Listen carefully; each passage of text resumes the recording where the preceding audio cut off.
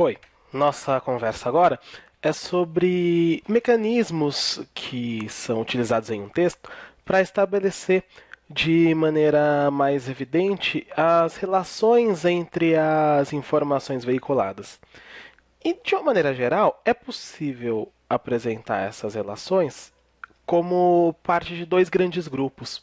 Às vezes, as relações em um texto se dão seguindo uma progressão lógica, então são relações de ordem mais lógica.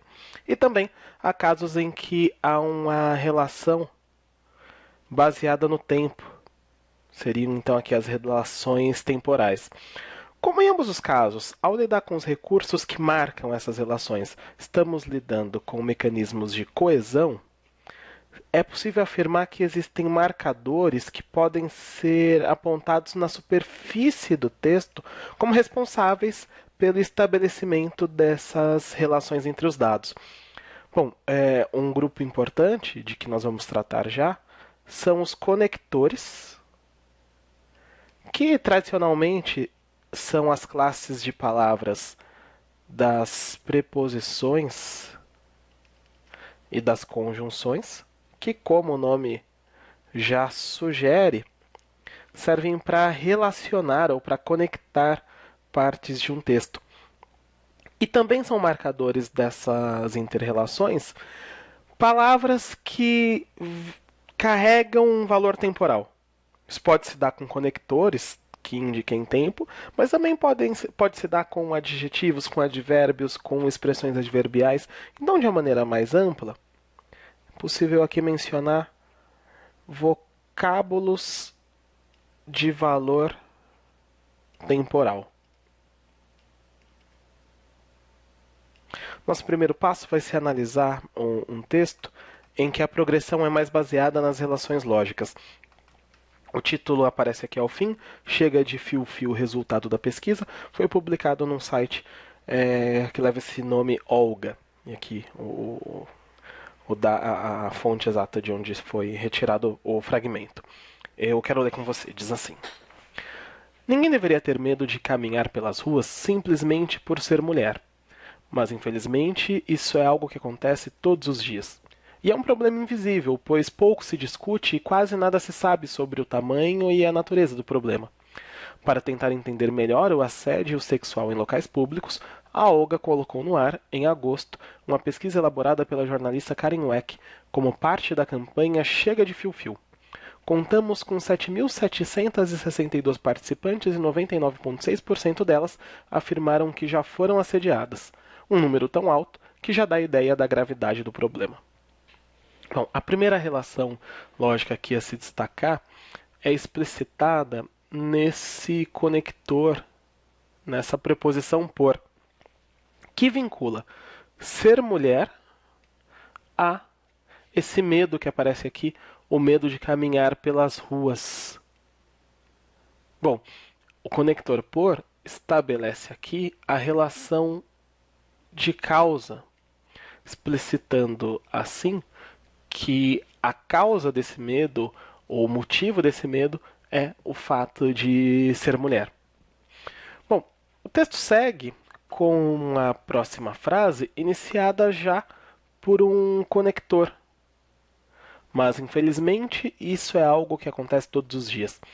Aqui, esse mas relaciona essa afirmação, o medo de andar pelas ruas apenas por ser mulher é algo que acontece todos os dias, a essa. Ninguém deveria sentir medo de andar pelas ruas apenas por ser mulher. Entre aquilo que deveria acontecer e a realidade que de fato nós enfrentamos, há uma relação de contraste, há uma relação de oposição explicitada aqui também por um conector. Na sequência, e é um problema invisível, pois pouco se discute e quase nada se sabe sobre o tamanho e a natureza do problema. É possível identificar que essa afirmação aqui, pouco se sabe, pouco se discute e quase nada se sabe sobre o tamanho e a natureza do problema, aparece como uma justificativa para o que se afirma antes, é um problema invisível. Essa relação de justificativa, essa relação de explicação, é marcada por esse conector pois. E mais uma relação aqui que merece destaque é estabelecida pelo conector para, que vincula. A Olga colocou no ar em agosto uma pesquisa elaborada pela jornalista etc e tal, quer dizer, vincula essa publicação da pesquisa a uma finalidade que é tentar entender melhor o assédio sexual em locais públicos. Essa relação de finalidade, também uma relação lógica, aqui explicitada por uma preposição, explicitada por um conector. Bom, como nesse texto predomina a argumentação, a progressão dele é mais baseada nessas regras de raciocínio, nessas relações, portanto, mais lógicas. Mas se nós analisamos, como faremos agora, um texto de caráter mais narrativo, a relação entre as partes, a coesão que garante a progressão desse texto, vai se dar de maneira diferente. Bom, vamos ler o fragmento Resistência Restaurada, publicado pela Unesp Ciência. A atual Faculdade de Ciências e Tecnologia da Unesp, em Presidente Prudente, foi criada em 1957 com o nome de Faculdade de Filosofia, Ciências e Letras. Nos anos 1970, a faculdade abrigava um curso de licenciatura em Estudos Sociais, e diversos estudantes buscavam encontrar maneiras para manter vivo o movimento estudantil, em meio à dura repressão do governo Médici. Entre eles estava um jovem artista e estudante de nome Sirton Genaro. Ainda adolescente, Genaro teve aulas de pintura e desenho em sua cidade natal, Martinópolis, e em 1971 vislumbrou uma outra possibilidade de atuação. Pediu ao diretor da faculdade para pintar um mural. Bom, o texto tem aqui alguns marcadores temporais bastante explícitos, né? A expressão em 1957, que indica um ano específico, tal como a expressão nos anos 70, faz referência aqui explícita a uma década. Outra expressão temporal aqui é em 1971. E essas expressões relacionam-se no texto a algumas outras, marcando o que é anterior e o que é posterior, portanto, marcando uma progressão temporal. Por exemplo, aqui se faz uma progressão entre 1957 e os dias de hoje, quando comparamos essa expressão aqui em destaque ao adjetivo atual. Quer dizer, mencionar que essa Faculdade de Ciências e Tecnologias da Unesp, a que leva esse nome, né, é a atual, se marca uma passagem de tempo que é aqui iniciada na época em que ela recebeu o nome de Faculdade de Filosofia, Ciências e Letras.